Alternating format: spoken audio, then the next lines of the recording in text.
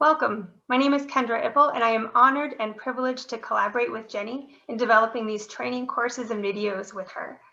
We are so excited to have you here today. I've been with Jennie since about 2009 when I started as a midwifery student, and she was my preceptor. And I've been able to work for Common Sense Childbirth ever since in a variety of capacities. So Jennie, I want to thank you for everything you've taught me over the years. I am so excited for this opportunity. So the purpose of our video today is to dive a little bit deeper into the 4 tenets of the JJ Way, which are access, connections, knowledge, and empowerment. So Jennie, will you please share with us how you came up with those 4 tenets specifically? Yes, I will. I'm happy to do that. And thank you as well for helping us to bring this education forward. You are so instrumental to it, and I really cherish every piece that you've added. That's part of why I think, or how I think, those 4 tenets showed up.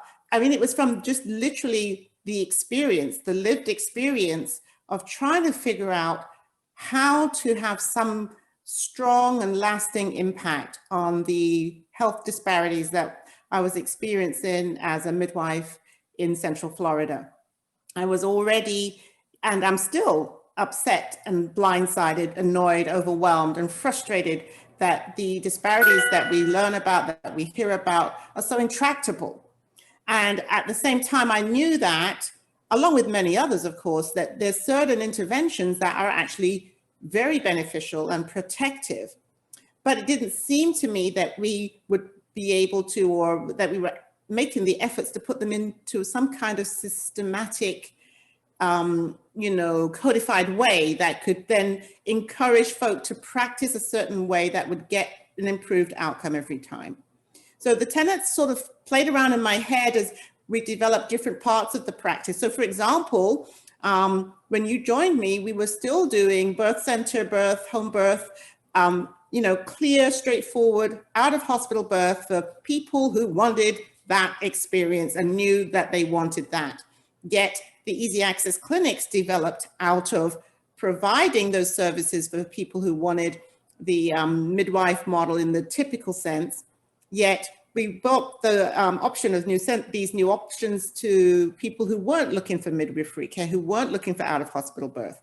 So that happened organically, again, from that place of searching, desperately looking, thinking, trying to create ways to have folk who needed support have access to that support. So of course, number 1 of the 4 tenets is access. Access has always been the first and will remain the first. You cannot do any of the others unless you provide access. So access was put in play, for example, because we had a midwifery clinic running for the out-of-hospital birthers, and we put an access point inside of that clinic for people who didn't want a midwife birth in an out-of-hospital setting. That was unheard of, because there was either you come to the midwife and you follow the midwife through the entire perinatal course, the childbearing year, or you go to the physician or the nurse midwife hospital-based practice, where you then follow that system all the way through and out the other end. So access initially was really access to the service without the condition of you must deliver in an out-of-hospital setting with this type of provider, namely a midwife. But access alone isn't it. If it were, we wouldn't be seeing disparities in countries such as the United Kingdom, for example, which has universal access. And yet their disparities, especially for Black women, are 5 times as high as they are for white women. So this is deeper than just, there's a matter of if they could get in the door, everything would be well. That's not the case. But access remains number 1 tenet.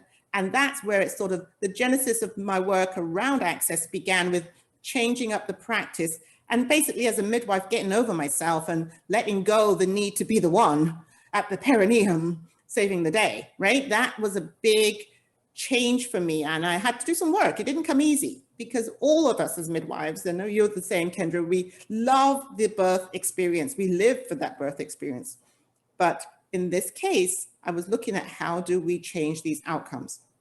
So right behind access came connections, because what I noticed was when I did open the door for women and families to come in for this type of care, there was a little bit of trepidation, a little bit of sideways looks, some distrust, some lack of understanding of what was truly being offered, little bit of nervousness around it. And we realized that was because we were not connecting, and therefore there wasn't the same trust.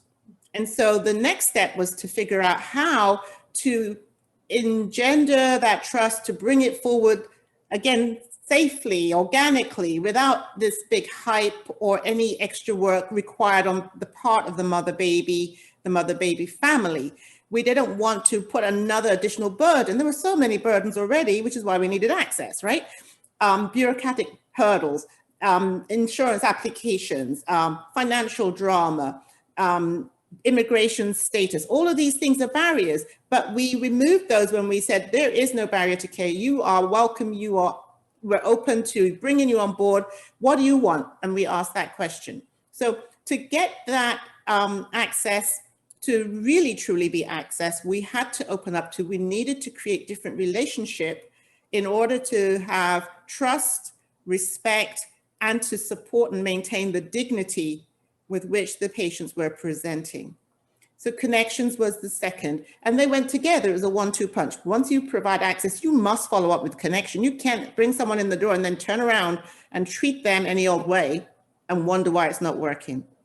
But what was really interesting to see was in the connections piece, we also were very clear, and we were stating that and encouraging, bond to your baby. You're safe, it's okay. Family, bond to this mama baby. Community, bond to this family, support them, connect to this child that's coming, connect to this mother that's literally being born herself, in that we understand, and we understood at that time as we started this program, that there was this sort of deeply held belief and fear that says this child isn't going to make it, or this pregnancy is not going to work, I am not safe, and that women and families were holding back from feeling able to bond and feeling able to connect to their own child, to their other children, to their situation, because of how dire it was in many circumstances. So there was an acknowledgement that we understood how we got there, how they got there, how things are, how structurally and historically the setup is and has been, how the system is not conducive to agency, power, and peace even, right? So connections. Well, by then we got to the third one, which was knowledge, information, education. And we had an opportunity, maybe for the first time, because before the Easy Access Clinic and before this work really got into this flow, we would do childbirth education classes like everybody else. We would do breastfeeding classes. We would do all the normal organized ways of doing group classes. Well, that wasn't the thing, and certainly wasn't appropriate when we had so much information exchange to do, knowledge to gain, and sharing of resources for people who were needing a real individual care plan because of these different intersections that were impacting their health and well-being, their emotional health, their mental health, and their physical health. So the knowledge tenet addresses not only that we wanted to share knowledge, but that we also wanted to learn, and we were gaining knowledge as we were being educated on what was true for those families. So the knowledge that we were sharing wasn't just, oh, here's what happens in labor, your cervix will dilate to 10 centimeters. The knowledge was also, here's how you navigate this particular system. Here's how, if you're going to go to this particular area for, let's say, a high-risk consultation, you'll need to have A, B, and C ready. You'll need to do X, Y, and Z when you get there. Like, we were clear that we had to equip and support folk with, there's more to this than just here's an appointment, make a phone call and good luck. That there's more to this than just show up at the triage department and good luck, you'll be fine. When we knew, and everybody knows, it's not a secret, everybody knows that you must know how to play the game if you are to survive, thrive, make it through these very convoluted and deeply, I would say, unjust systems and ways of being in terms of healthcare delivery. And so knowing our local systems or learning as we went, because we had to do a lot of learning on our own to figure out, if you've got this certain managed care plan, this is the hoop you jump through for that. And if you've got that certain managed care plan, there's another 10 hoops you jump through for that one. And if we didn't know it, we couldn't support them to know it. And if you think about it, the cruelty of the fact that they are supposed to, on their own, figure out most of this nonsense, just in order to get through the basic prenatal care, postpartum care process. It is so unconscionable that, you know, it's a human rights violation. And so the final tenet is the empowerment. And the empowerment comes from the fact that both the mother-baby family triad and the staff were empowered to be able to do the work differently. Were encouraged and supported. I mean, certainly from my end, I was very keen to make sure every staff member had their opportunity to impart their share, to support in the way they were best set to support, and also to engage, connect, learn from the clients. And so the empowerment was a two-way street. The mother was empowered, the dad was empowered, the auntie was empowered, the neighbor was empowered, the staff were empowered.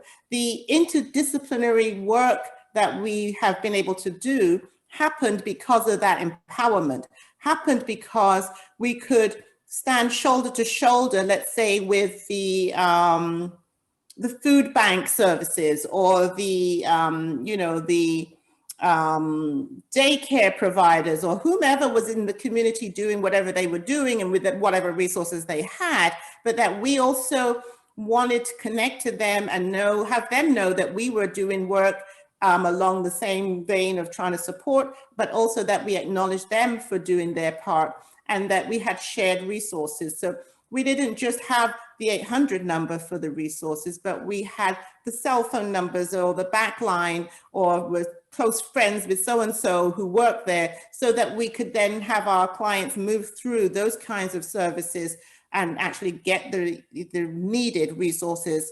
And we would know that they would be whole on the other end. So there's a certain sense of peace that you get as a provider when you know what you're saying is actually so, and that it can be fulfilled on.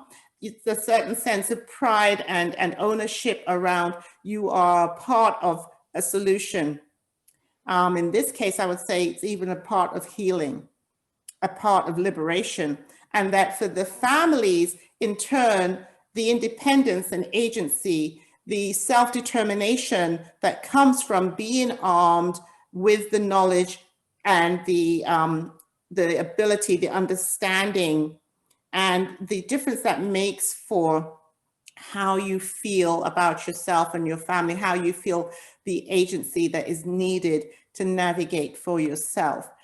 And the key for me over these years of building this out, using these 4 cornerstones consistently for both mother, baby, family, and for staff and the agency, was that the outcomes proved that it was right. Like, it was so easy then to put 2 and 2 together, because we knew that we didn't get a full-term healthy baby out of a mom because we measured her belly correctly, or we took the blood pressure better than somebody else. We knew that, and everybody knows that. It's not about that. So we had to really, when we stood back and looked at it, and I tried to clarify, where did these outcomes come from? How come these children are so, you know, hefty? What are we doing? Where are these 7-pound, 8-pound children coming from out of a community of folk who would have ordinarily had a 5-pound, 3-ounce baby or had a baby in the NICU? What was going on? And so it was absolutely clear, Kendra, and I really think this is worth stressing. If nothing else, we could say we consistently could get an improved outcome, even when we compared similar demographics, receiving prenatal care in other spaces. Our statistics were literally statistically significant for greater birth weights, longer gestational age, and breastfeeding success. 4 tenets: access, connections, knowledge, empowerment. Yes, thank you, Jenny, for explaining that so much better than any writing or anything else could have. You actually already touched quite a bit on my next question, which was kind of like what made you think to apply those 4 tenets also to the staff. But I can speak from experience and say that, yes, like access to information in clinical meetings, in staff meetings, the connections we had with one another, right? And then that allowed us to share knowledge with one another and information, and to be able to see each other for what they could, bring to the clinical practice and how we could share that.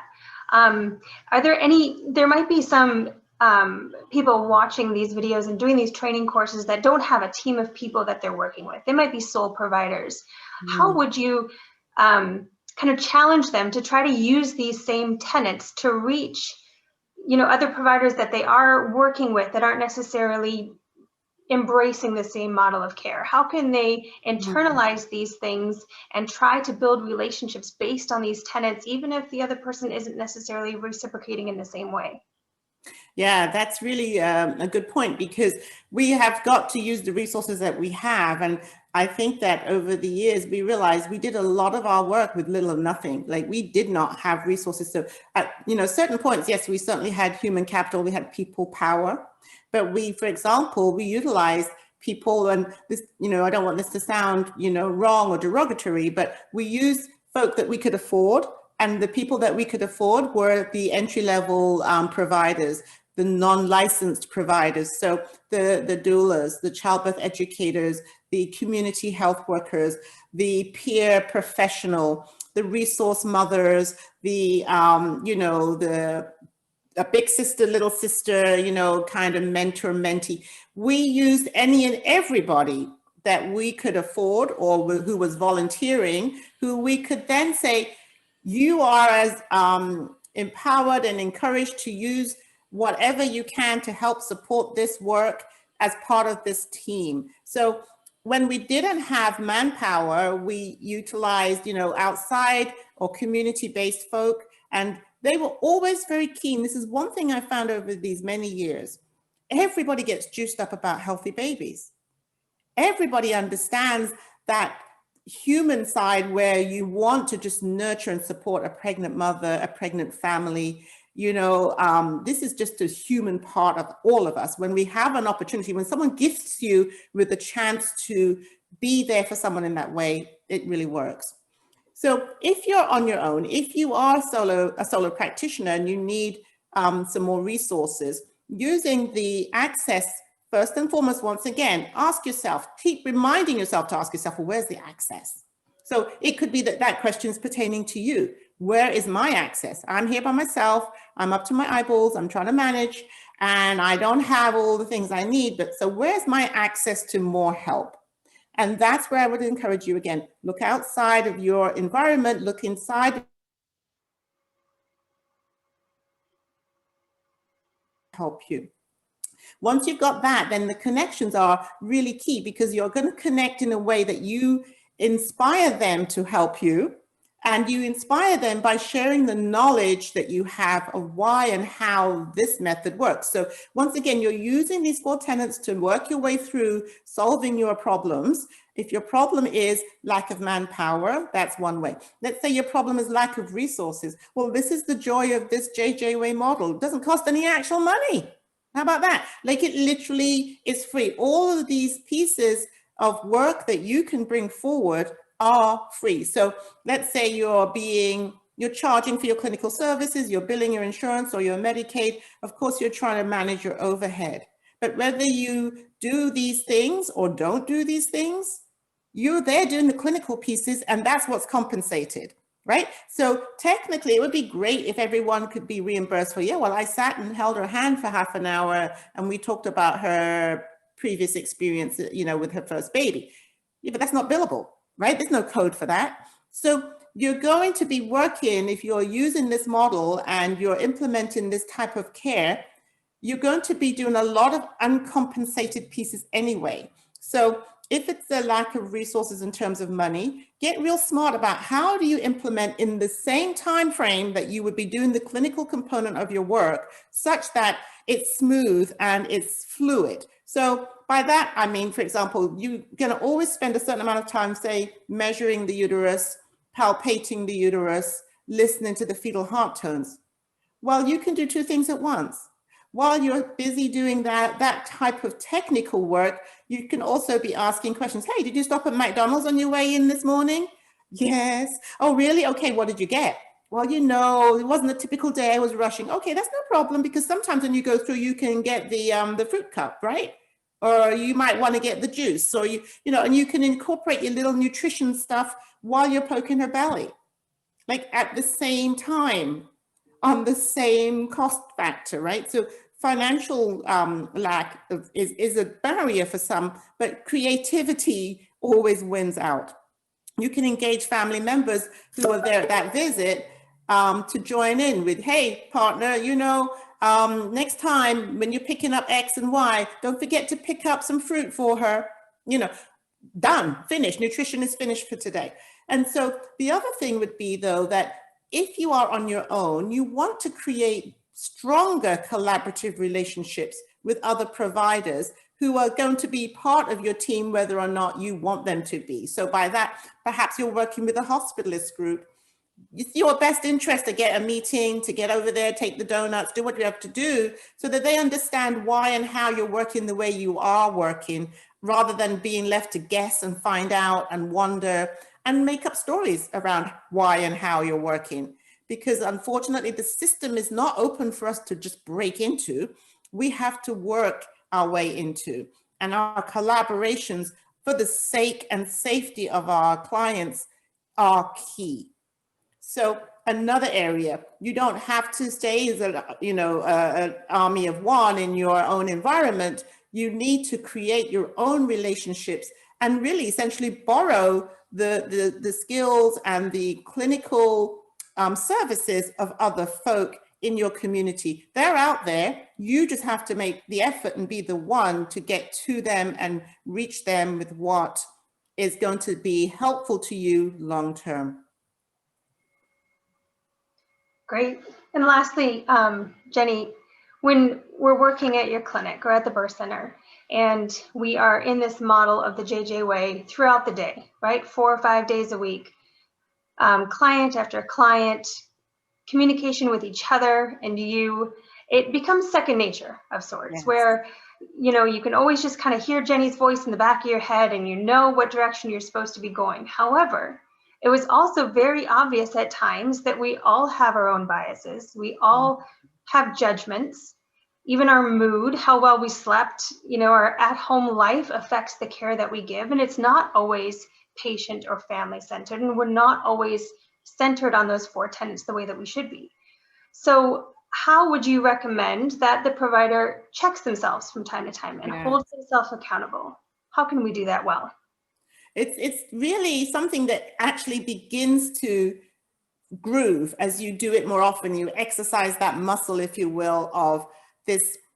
It's a humility. It's a cultural congruence. It's a sort of a sense of your best self is always present. And even when you notice it's not coming up as organically as you'd like, just being in interaction with the families sort of recalibrates you real quick. So I found over the years, especially with burnout, and it is a lot sometimes to be giving of yourself like this, that what's needed sometimes is you have to run into the back room and just close the door and just, let it out, because it can build. And we recognize that in our humanness, we need an outlet. We need to be able to vent. So one of the pieces that we sort of implemented and integrated into this work is it's okay to complain about somebody if you have to get it off your chest, but we have to be careful and circumspect around how we do that. So I can remember in the early days when we were working and, caller ID became a thing. It was new and it was fresh and it was like, wow, you can see who's calling. Wow. But that was dangerous because some of our particular patients who would just ring the phone off the hook for no particular reason would just ring and ring incessantly. And if you weren't careful, you might glance at the caller ID and in front of another patient standing right there, you might roll your eyes. That's not acceptable. So it is, after a while, it becomes second nature to learn how to check yourself, stuff it down, wait till you've closed the door, wait till you're having the staff meeting where we get to offload all of our stuff as a group. And yes, there were times when someone would say, you know, that one, I am done, I cannot, another, no. And then someone else would say, yes, but remember, she's got this reason or that reason, or this one's just having a day.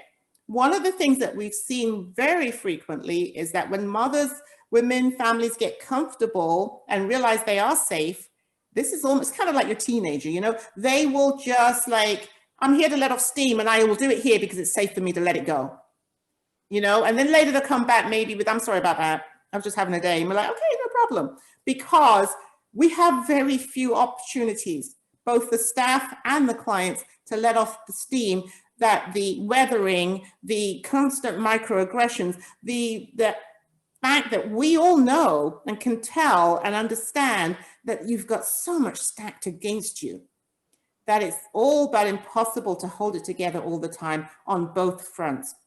So we've incorporated into this model that there is room for just be a human being, for goodness sake. Just recognize every now and again what comes up. That stereotype just popped right up because, oh, she's late again. Okay, but hold up. We remember and understand what we're doing here. We're creating access, connections, knowledge, and empowerment. And as a staff member, as a team player, we have the same access to that grace, that understanding, that compassion, and that acknowledgement. And so we can afford to do that for ourselves and each other just as much as we do for the mother baby family. This is our work, recognition of this two-way street that then creates a holistic system. And the codified components of that system are still fluid enough to be achievable. No one has to fail because of a rigid and unyielding system. So there's an element where, as a provider inside of this work, you begin over the course of time to realize, I can forgive myself for having that nasty thought, or for being crazy today, or for being ugly. I can forgive myself because I'm human, and my colleagues understand, and my patients for sure understand, because that is not their typical experience. It's once in a blue moon. And we begin to exercise that muscle of, yeah, I really can be my true full self inside of this work and still be a contribution and still be part of this process, which is literally the transformation of maternity care in the United States of America. So I think that anybody who's open to this, anybody who sees how this will support and enrich their practice, and in turn, their ability to share this goodwill out into their, whether it's their clinical community or their literal community, anybody who takes this on can see for themselves what they, I think, most of all initially started doing this work for, that full sense of really making a difference in people's lives, and in this case, in saving lives.